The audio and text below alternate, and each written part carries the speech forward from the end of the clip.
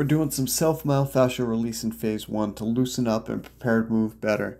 This will lead to better ease of movement, greater range of motion, better circulation, which can provide improved healing.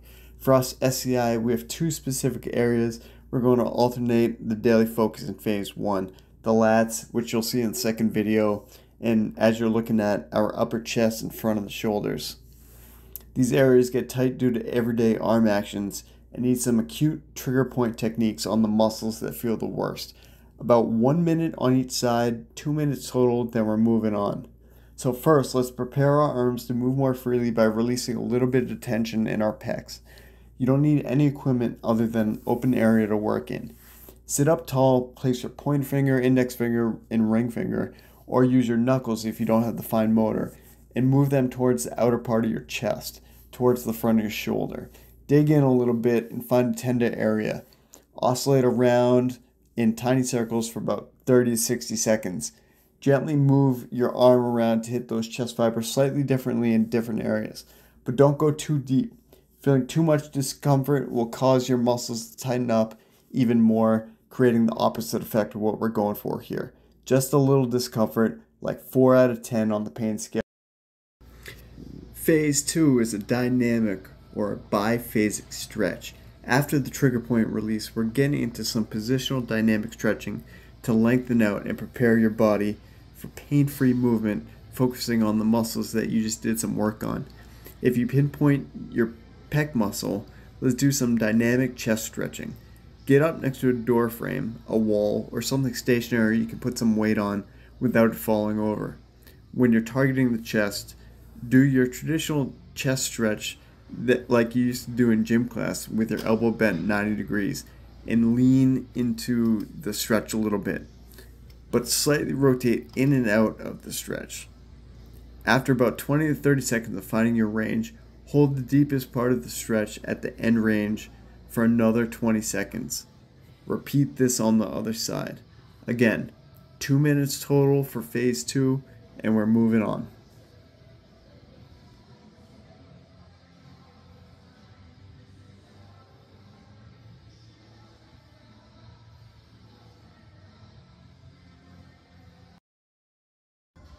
We're dynamically moving our shoulders through a full range of motion with these windshield wipers.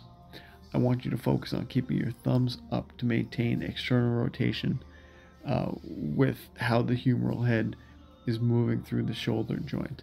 The more space the head of the humerus has to move, the healthier that we're going to be able to keep our shoulders and avoid impingement issues.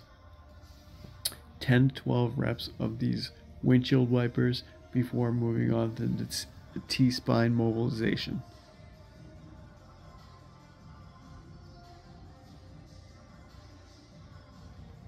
These thoracic spine openers have a number of benefits. First thing being that it's going to help open up your chest, make you feel a little bit more full, give you more room to breathe. It's also going to help you with your posture. It's going to help you sit up straighter.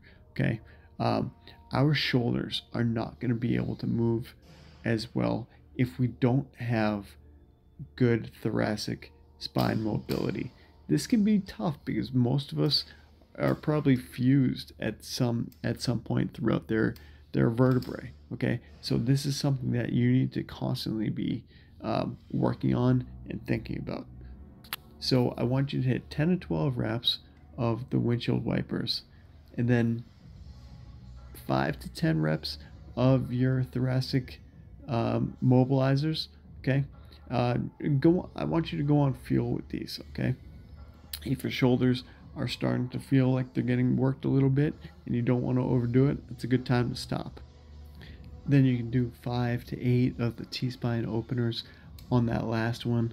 I want you to hold it for about 15-20 seconds, right about at your end range, before we move on to phase 3.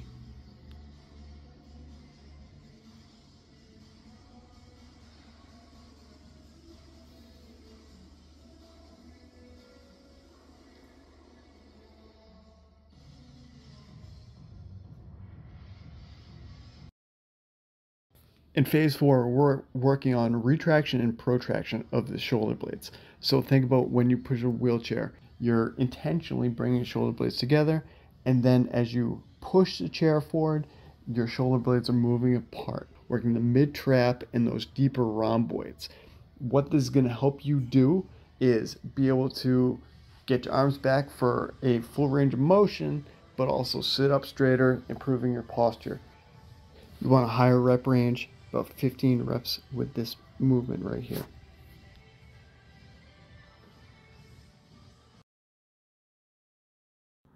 We're rolling over the phase 4 muscle activation into phase 5 movement pattern development. Here, we're still working the muscles of the shoulder blade with this pressing motion.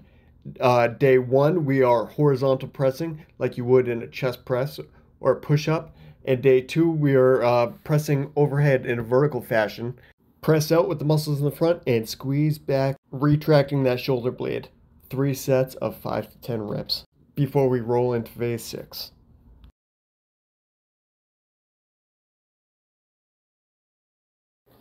Phase 6 of our warm-up sequence, we are working on central nervous system stimulation. You are doing no more than 10 reps, a rowing motion, pulling the band or the cable towards you to prepare the fast twitch fibers on the back of your shoulder and safely get into whatever activity you're doing the rest of the day.